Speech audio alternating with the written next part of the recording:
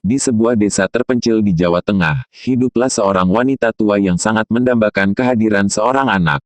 Setiap hari ia berdoa kepada Tuhan agar diberi seorang anak yang akan menemani hari-harinya yang sepi.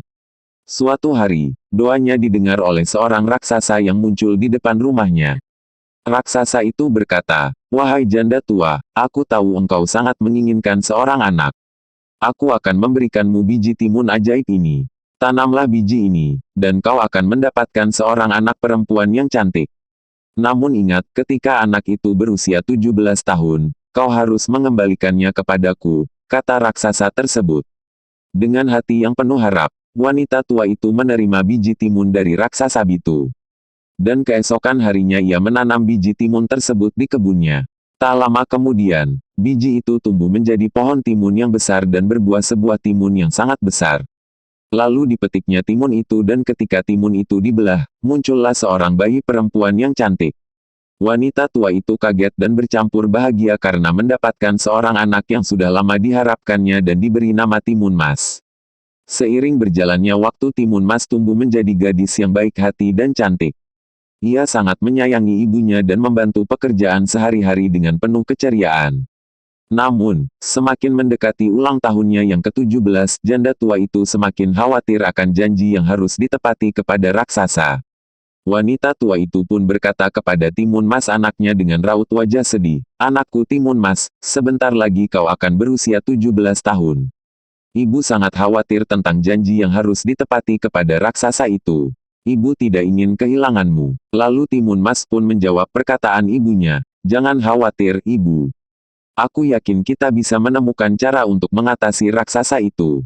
Tepat pada hari ulang tahun Timun Mas yang ke-17, raksasa itu datang untuk menagih janjinya. Dengan berat hati, wanita tua itu menyerahkan Timun Mas kepada raksasa. Namun, sebelum pergi, ia memberikan sebuah bungkusan kepada Timun Mas. Kemudian dengan raut wajah sedih ibunya berkata dan berpesan kepada Timun Mas, "Anakku, di dalam bungkusan ini ada biji timun, garam, jarum, dan terasi. Gunakan ini untuk melarikan diri dari raksasa."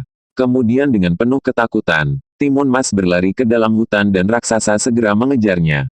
Saat raksasa hampir menangkapnya, Timun Mas menaburkan biji timun. Ajaibnya, biji timun itu langsung tumbuh menjadi hutan timun yang lebat, menghambat langkah raksasa.